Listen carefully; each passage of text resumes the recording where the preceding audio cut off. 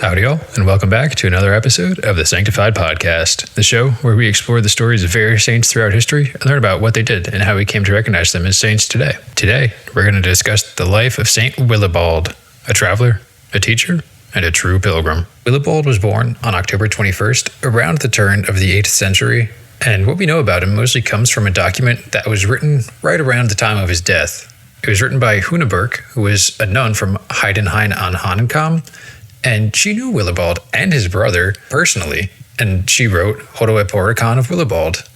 And actually, the book was dictated to her by Willibald himself in 787. Willibald's parents were Richard the Pilgrim and Wuna of Wessex, and he had two siblings, Winibald, his brother, and Walburga, his sister.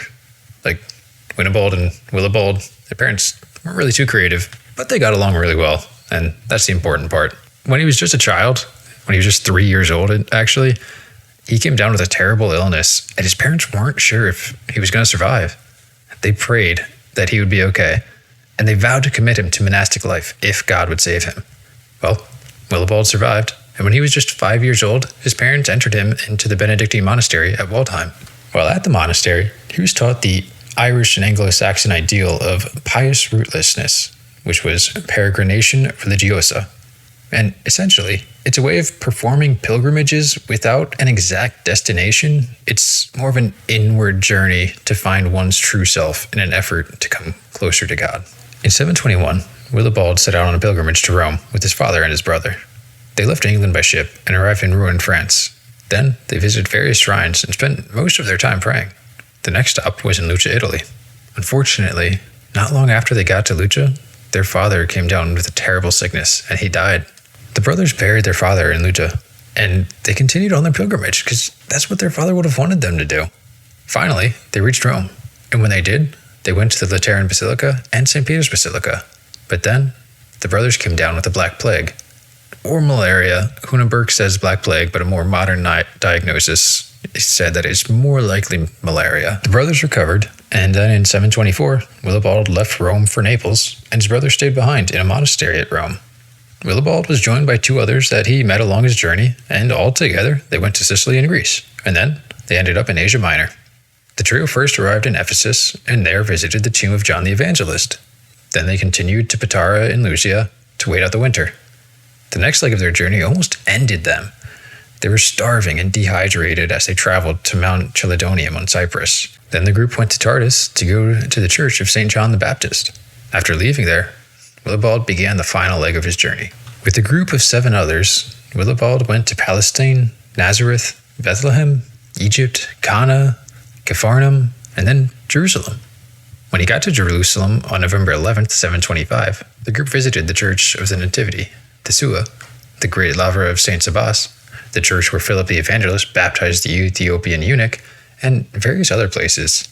The point is, it emphasizes their idea of being a pilgrim for everything, going places that have a strong connection to God in order to deepen your faith and become closer to God yourself. Eventually, Willibald decided that it was time to go home.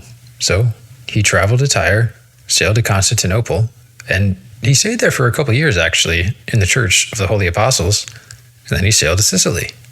He arrived back in Italy 7 years after he had left before. After he got back to Italy, Willibald joined the Benedictine community at Monte Cassino, and while there he taught everyone willing to listen about his travels and his pilgrimages. He spent over 10 years there.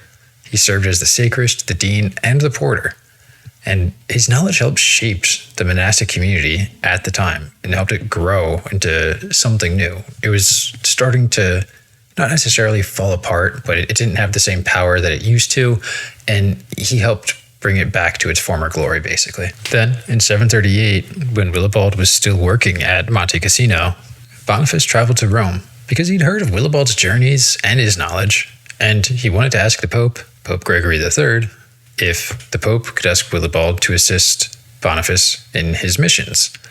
And I don't know why exactly Boniface thought he had to ask the Pope, because Willibald wasn't a priest or anything. The Pope, I guess technically he held power over him because of the faith, but he being Willibald wasn't officially a part of the church. So I feel like if Boniface had just asked him directly, Willibald probably would have agreed to it.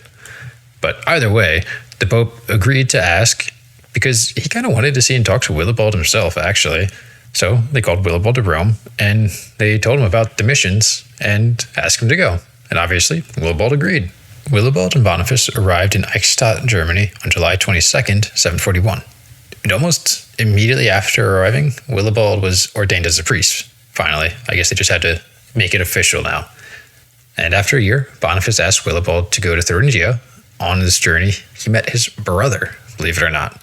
They hadn't seen each other for years, and they probably thought they would never see each other again. I mean, they were both just traveling throughout Europe. What are the odds they'd be in the same place at the same time? Well, I guess given there's a good likelihood they'll both be like going to monastic communities and stuff, it's not a crazy small chance, but still, there's how many communities throughout Europe? It's pretty crazy. So I'm sure it was a pleasant surprise that they just kind of ran into each other. After finishing his duties in Thuringia, though, Willibald returned to Eichstätt, and Eichstätt became the most successful missionary effort that Boniface and Willibald performed. They built a monastery, and it kind of just served as a very important and central part of the region. And Willibald served as the bishop there for over 4 decades. Willibald welcomed visitors from all across Europe. People wanted to come and hear about his travels, his knowledge, his pilgrimages, and he would be more than happy to tell them anything they wanted to know and learn from his teachings. Eventually, Willibald passed away on July 7th in 781, just pretty much from old age. He was probably over 80 years old at the time, because we don't really know his birth year.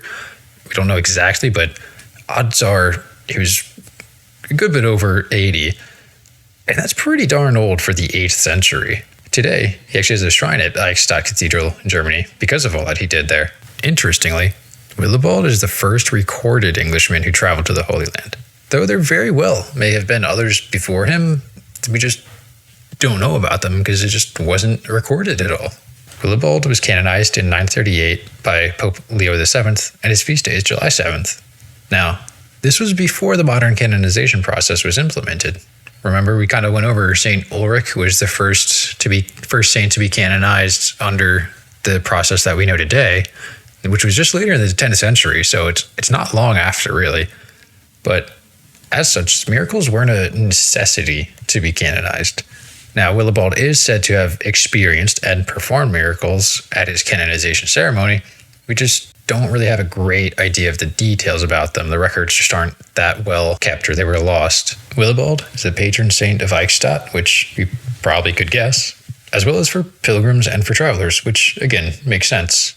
And remember, another pilgrim for travelers that we went over was Saint Christopher. So if you feel like traveling, there's 2 great saints to pray for guidance. What are your thoughts on Saint Willibald?